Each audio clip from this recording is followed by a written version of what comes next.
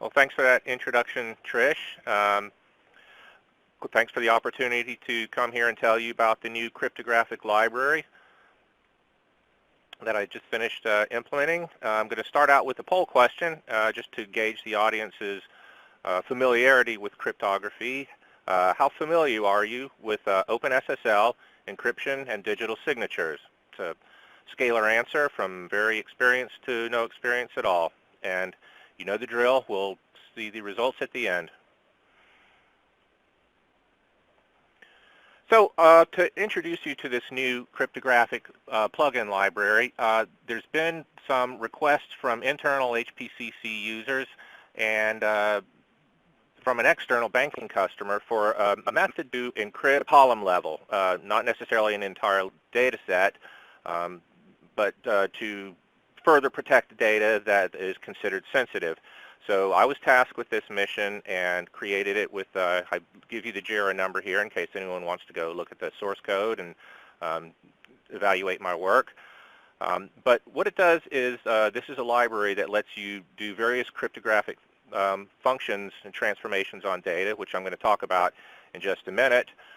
But I wanted to let you know that it is available in current builds, HPCC systems version 7.4.16, which I'll show you the link at the end of the presentation where you can download it and give it a spin yourself. This new function is part of the ECL standard library, so it's available to anyone using the ECL IDE, the command line ECL, the ECL Watch Playground, or directly interacting with WS Work Units. Okay.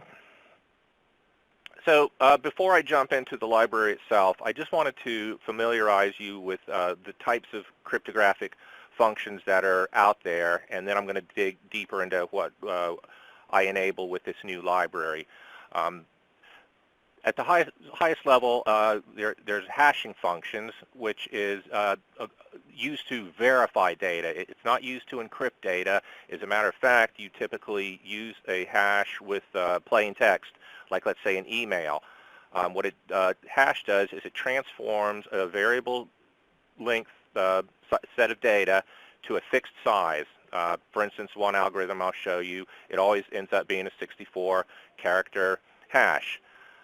And it's important to note that a hash cannot be reverse engineered back to the original data. And it's also guaranteed that that you won't have a hash collision. If you can't have two different sets of data that compute back to the same hash. And finally, it's fast, and that's going to be important. I'm going to tell you why later on. The next thing is encryption, and there's two different types of encryption. There's symmetric and asymmetric, and I want to go over the difference of those with you. Symmetric encryption uses the same shared key. So the sender of the encryptor of the data and the receiver that decrypts the data, they have to have the same key. If you have it, it's a very fast algorithm, and using symmetric algorithms, you can support the encryption of blocks of data or streaming data. Okay. The alternative to symmetric is asymmetric, and you've certainly all heard of public key algorithms or public key infrastructure, and what those are mathematically associated key files. The public key, is its name implies, is widely distributed, and that's used to encrypt data, and the private key is held typically by just one or two entities, and that's the only that it's closely held and is used to decrypt the data. It's also used to create digital signatures, which is just another form of a hash, which I'll go over that shortly. But just want to point out that this is a relatively slow algorithm. So now we're going to dive into the details of how what we've implemented and the support that we have. So what is a cryptographic hash? It's a mathematical algorithm. It maps a variable length of data to a small fixed size bit string. As I mentioned earlier, it cannot be reversed or inverted. And the way it works is the sender of the data will compute a hash, let's say it's an email, the plain text email, and the hash, and the receiver will use the same algorithm to compute a hash and compare the two. And if they match, then you know the data has not been tampered with and it's trusted. Okay. So what we have here is a sample of ECL actually using the new cryptographic library. At the top you'll see, and this is a common pattern you'll see throughout the library, is there's a method you can call supported hash algorithms that's going to return to you the names in a set of strings of all the algorithms that we support. At this time, the 5 there are listed that we support. These are trusted algorithms developed by the United States National Security Agency. Probably SHA-256 is the most common one that I've in my experience that I've seen. So if you want to look at the ECL that follows, this is a simple thing. You import the standard library as always. The next line defines a hashing module called hashing, and the attribute you pass it is the name of the algorithm, which in this case is SHA-256, and what you get is the reference to the hashing module. So the next 2 lines is actually using that module to compute hashes. In this case it's text strings, but you'll notice that it's cast to data, and that's because the hash I allow you to pass data, which means you can do strings, you can do binary data, you can do whatever you want, and what it returns to you is a data type of a hash, and that's what you send out, and in this case it just outputs it to the work unit.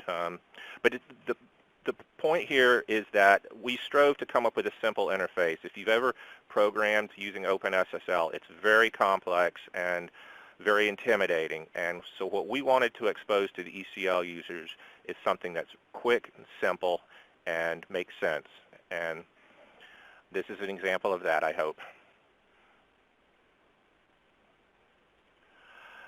The next thing I want to talk about is symmetric encryption, which, as I alluded to earlier, and if you look at the diagram, uses the same key. The sender and the receiver each has the same key. The sender encrypts the data using that key, sends the data, and the receiver uses that same key to decrypt the data. The key management is a topic here of interest. It's important that the key is protected, because anyone who has the key then can intercept the data, modify it, decrypt it, do all sorts of bad things. So that's one of the common topics in encryption, is how do you manage the safety of the key, and that's something I can't really tell you how to do. There's all sorts of different ways out there which you can use, but I want to show you now an example of using it. It looks very similar to what you saw before. There's a method you can call to get the supported algorithms, and in this case we support 3, AES 128, 192, and 256. The difference between all these algorithms, as you might guess, is the speed at which they compute the encrypted data, and also the complexity of how hard it is to crack it. So as before, you import your standard library, and then you define a symmetric encryption module. The attributes that you're going to pass it are the algorithm name, which was returned from the call above, and a passphrase. And each algorithm has some restrictions on the passphrase, that the length of it, the complexity of it, and that's not something we control. That's up to the control of the algorithm, so you have to look that up to understand the size of each. But anyway, once you've created this encryption module, then you just call the encrypt method on it to encrypt data. As before, the type that it accepts is a data, not just a string, so you can encrypt anything, and it returns a data object with the encrypted data in it. And then if you'll see in this example, I just immediately pass that encrypted data to the decrypt method and assert that they're the same. And again, the interface, we strove to make it as simple as possible, not intimidating to the ECL user, and it's that simple. Okay. Now I want to talk about asymmetric encryption, and as I alluded to earlier, this uses public and private key pairs. As you'll see in the graphic, the encryptor uses a public key to encrypt the data and send it over the wire.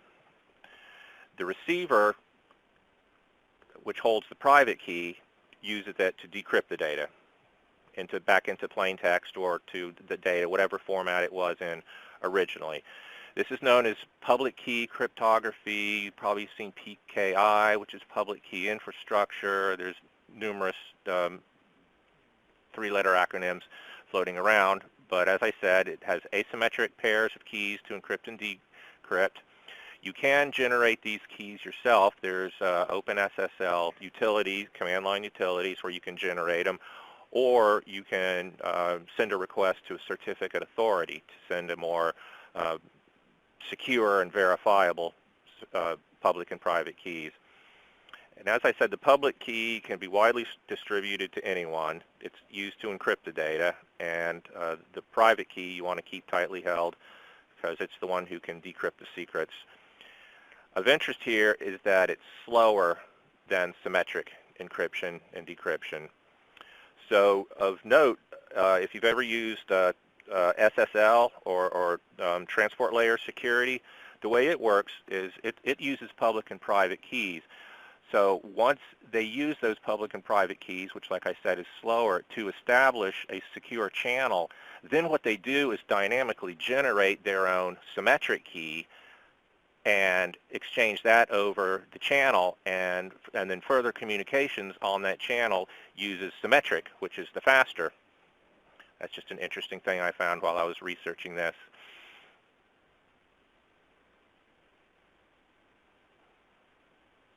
So again, this should be starting to look familiar to you. There's a ECL call to make that returns a set of strings of all the supported public key algorithms. And at this point, RSA is the only one that we support. And the next two lines, what I want to demonstrate here is that there's two ways to define the module to do public key encryption.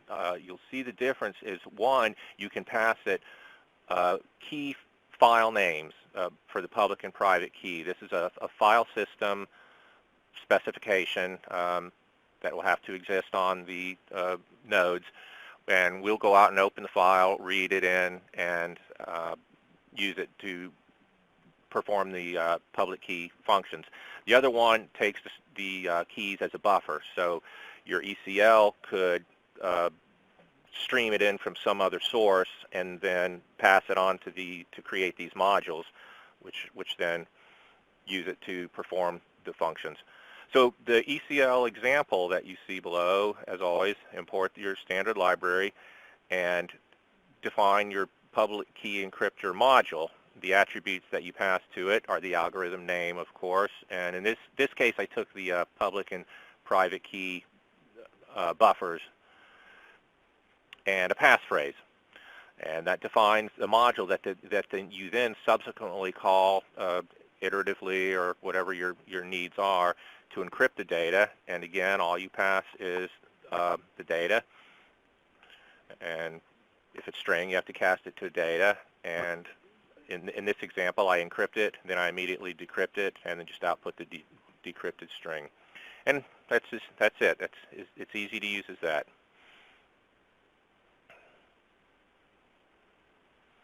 Finally, I want to talk about digital signatures.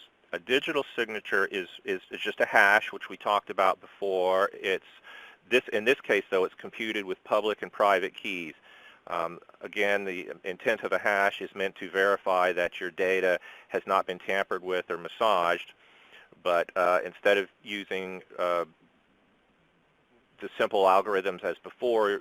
This is more secure in that it uses public and private keys. It is going to be slower than a hash, but it's more secure. And again, the sender of the data will compute that signature, send the signature with the plain text data, and the receiver will recompute the signature with that plain text data and then compare the two signatures, ensuring that they're the same. And of course, if the hash doesn't match, or the signature doesn't match, then you know the data's been tampered with and it's unreliable. So for my final ECL example, I show you again, you saw this before, the supported public key algorithms. As I said, the digital signatures and public key encryption and decryption both use the same module. So again, as before, you have two different ways of defining the module, from a file spec or from a buffer. And what you'll see in my example here is I create the module as before. And to sign the data, you just pass the data. In this case, it says, please grant Bob 1 Bitcoin. And then to verify the signature, you pass that signature and the original plain text, which in this case has been tampered with. It says, grant Bob 5 Bitcoins. So the assertion below says that it should have returned false. And that's all a digital signature is. So, in conclusion, this library is in its infancy. It is available now, and I hope you guys will get your hands on it and start to use it and give me some feedback.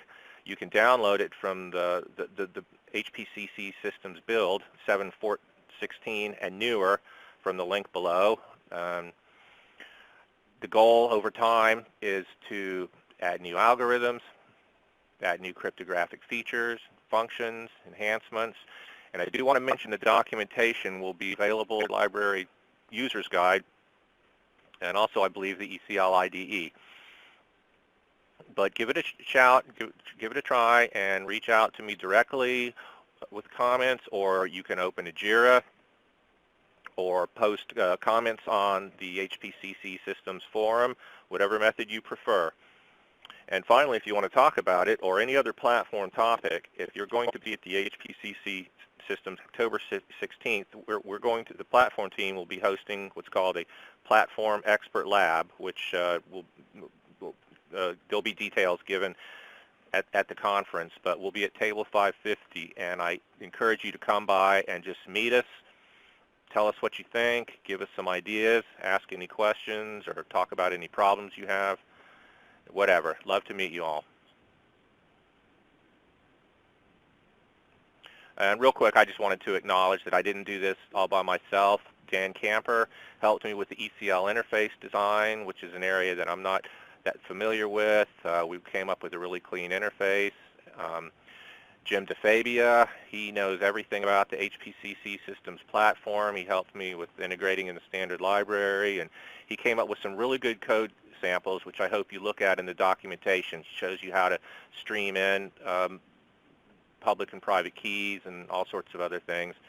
And as always, Gavin Halliday and Jake Smith, who reviewed my code, made sure I kept it clean, gave me ideas on how to optimize it, and just basically helped me make it a better library. So finally, I want to have a follow-up poll question. Do you feel it's useful to encrypt sensitive data columns even when the data set itself is encrypted? And of course, we'll go over that at the end. So, Tricia, let me hand it back to you. Okay. Thanks, Russ. You know, I think it's great to have this security feature now available to the community to leverage.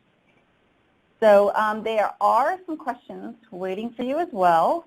So while you take time to review and prioritize those, let me go over your first poll results. And the question was, how familiar are you with OpenSSL, encryption, and digital signatures? And 75% have some exposure, so while 25% have not. So again, a suitable topic, I think, for this audience. So let's go on to the questions. Are you ready? Yes. All righty. Got quite a few in here. So first up, how do you provide key file contents and passphrases without encoding them in ECL?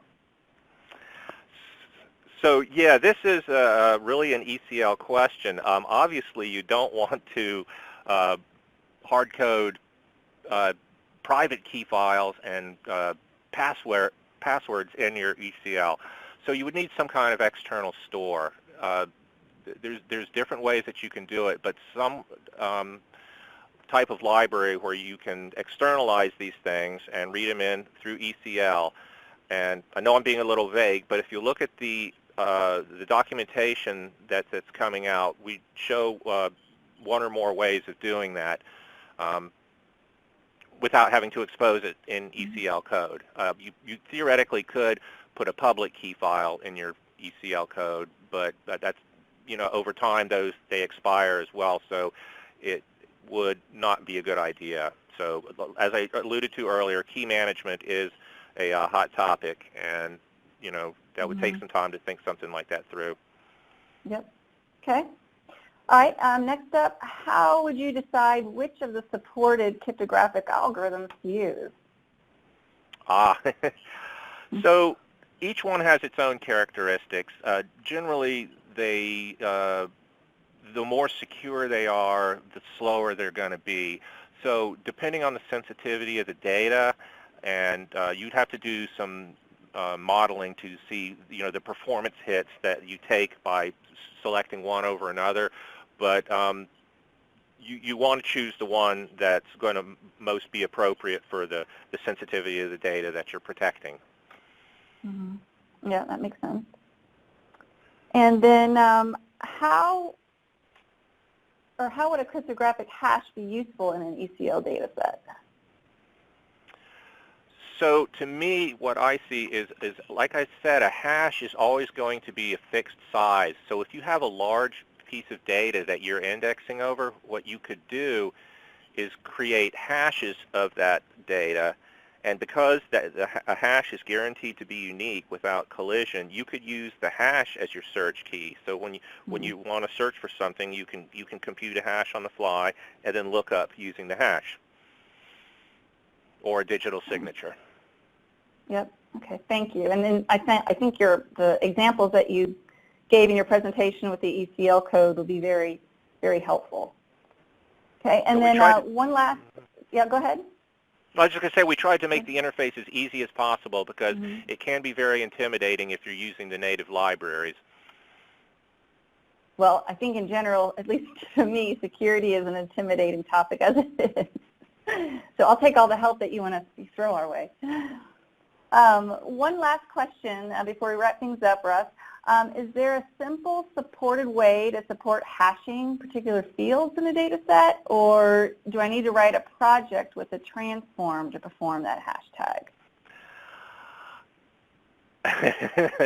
This one is beyond me. I would have to defer to some of our ECL experts, but I'm certain there is a way to do it. I could ask someone else and get an answer for you. Okay, that'll be good, and we can always provide that afterward. So thank you for answering those questions, Russ. And your last poll to the audience was, do you feel it is useful to encrypt sensitive data columns even when the data set is encrypted? And the results were, go back to that. Everybody's waiting. Drum roll. 100% said yes, so not obvious. So that is a good to see that our audience thinks an extra layer of security is always useful to have. So thanks again, Russ. And as you stated earlier, you're also taking part in Community Day. Russ will be managing the Platform Experts Lab in our first ever interactive expo. So this will be an area where attendees can engage in demos, ask questions, and seek advice and tips from our HPCC systems experts who will be there on site. So yet another reason that you don't want to miss this event. So as we wrap things up, thank you again to all of our speakers today and for Flavio for all your fabulous contributions to our HPCC systems community. And as a reminder, we're always looking for new topics and presenters. So if you have a success story or a new bundle or tool that you would like to share with the community, we'd love to have you as a speaker in a future episode. So please reach out to us at techtalks@hpccsystems.com. And just to remind you, a recorded version of this episode will be available for replay later today. And you can find that on the event page as well as our Tech Talk Wiki. And that's located on our website, hpcsystems.com, under the Community Tech Talk menu. And then lastly, once again, I want to remind our listeners that next month we are taking episode 28 of the Tech Talks on the road. This will be happening live during our annual Community Day event, October 16th. And as Flavio mentioned in the announcements, registration is still open for a couple more weeks. So check the event page for more details, and I hope you can join us. So thank you again to our audience for so long.